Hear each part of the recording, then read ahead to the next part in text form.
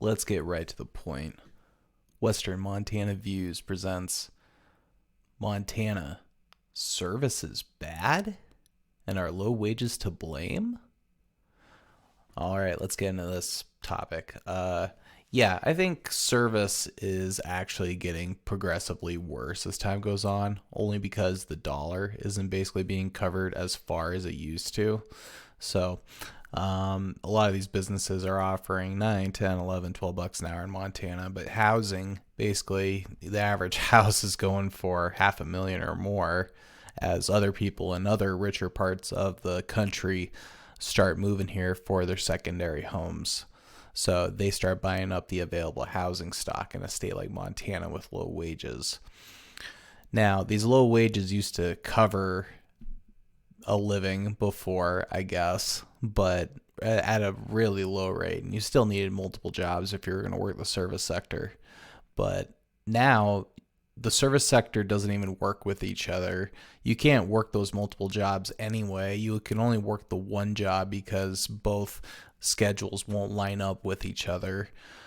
Low wages are to blame because the minimum wage is $8.65 an hour, and our senator, a Democratic senator, Senator Tester, decided that $8.65 an hour is the minimum wage, and that's where it should stay.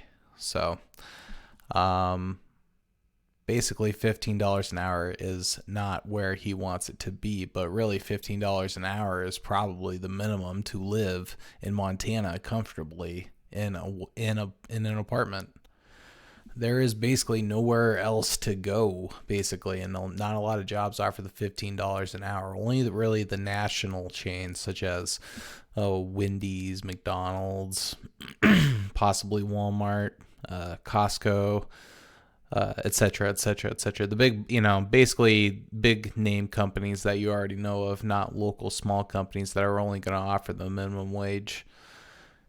And then you have out-of-staters or people that move back in-state and they wonder why the service is so bad. Well, people are barely getting by. They're constantly worried about what they're doing in their job. They're constantly worried if they're going to lose their job. They're constantly worried that someone with a bad attitude is gonna stop their job. So a lot of people don't work at all, or they move to caretaking jobs, or they move to other positions that may have more ancillary benefit, but maybe not wages. So that's where I notice a lot of people are going to if they have a job. They might have a part-time job, and then they're working on side income, and that's how I know a lot of people are working right now. And with that, you can't buy a house on that kind of pay in Montana. So if you want good service, you might want some housing stock for the workers. Just saying. The average worker can't afford to buy a home. All right, so let's move away from the service sector a little bit. Let's move into what the average starting pay is, and I think it's being raised by the oil sector, but I would say that the average wage that's listed right now is listed at $47,000 a year. $47,000 a year is still not a whole lot, but it is comfortable to live on as a single person, reasonably.